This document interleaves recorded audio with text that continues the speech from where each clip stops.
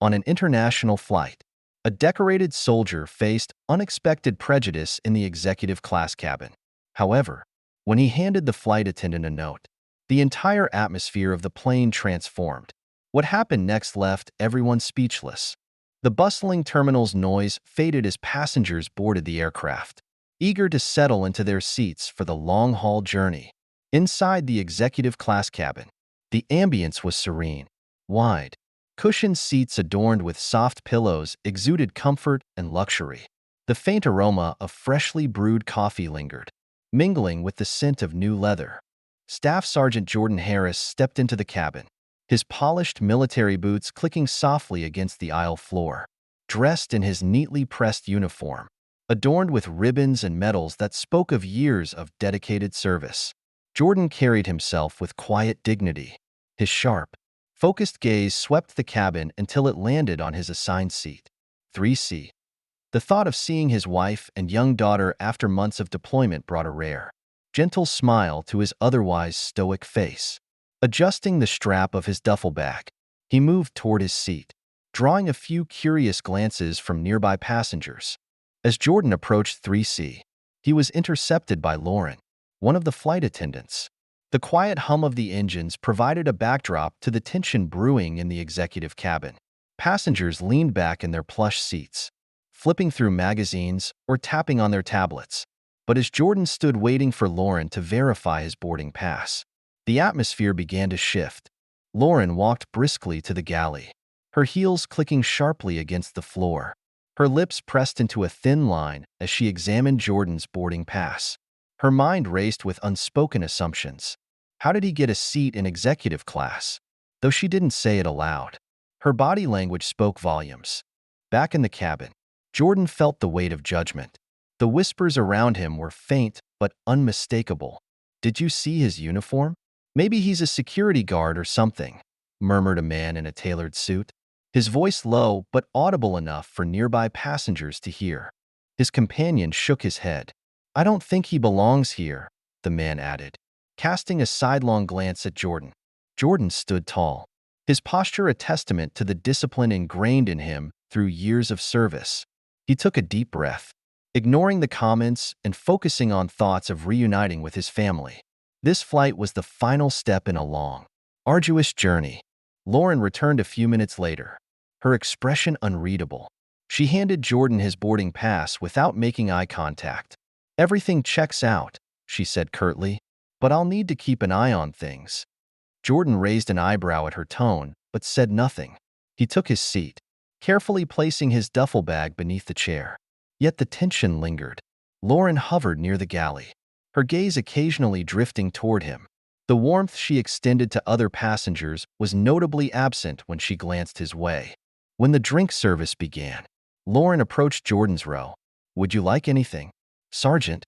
she asked, her tone sharp and her emphasis on his title tinged with mockery. Jordan looked up, his calm demeanor unshaken. "Water, please," he replied politely. Lauren placed the glass on his tray with unnecessary force, causing it to rattle slightly. "There you go," she said tersely before turning away. Passengers nearby exchanged uncomfortable glances. A young woman seated across the aisle leaned toward her friend and whispered, "She's being so rude to him." "Why? He hasn't done anything." Jordan sipped his water, his face betraying no emotion. Years in the military had taught him patience and restraint, even in the face of blatant disrespect. But inside, he couldn't ignore the sting of Lauren's behavior. It wasn't just about him. It was about the assumptions she had made without knowing anything about him.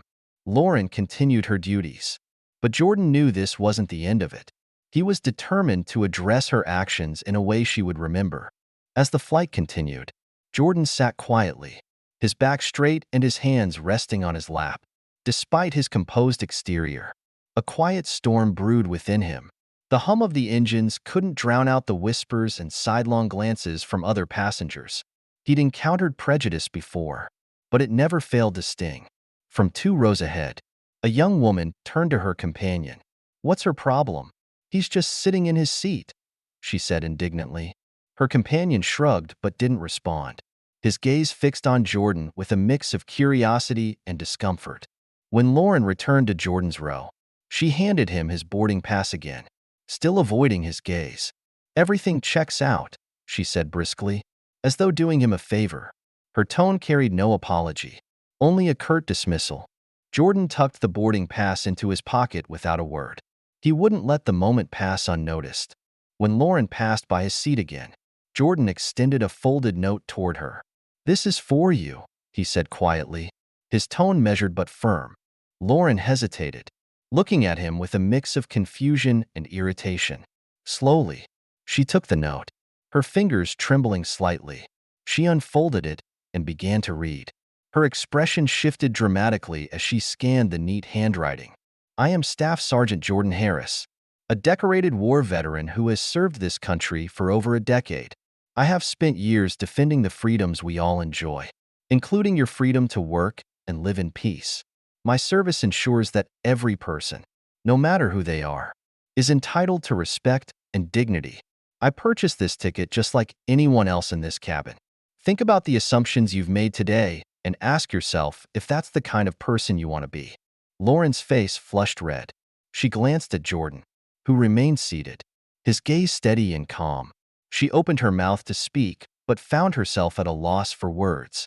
The cabin's hum seemed louder as the weight of the note's message settled over her. Passengers nearby, noticing her reaction, leaned forward in curiosity.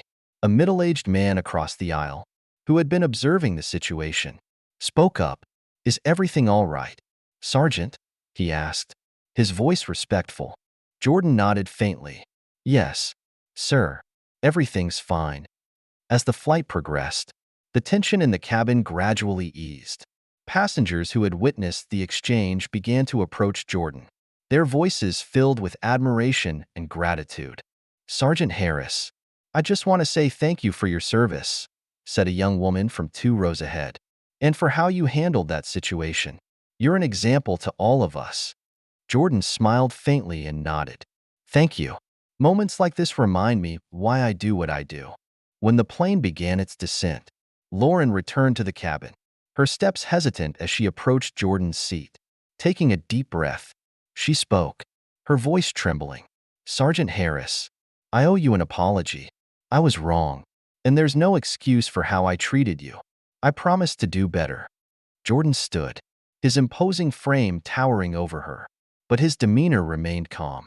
"Apology accepted," he said, "but remember, respect isn't optional. It's something everyone deserves." Nearby passengers began to clap softly, the sound growing louder as more joined in. Jordan's quiet dignity had not only exposed Lauren's behavior, but had also reminded everyone on board of the power of respect and humility.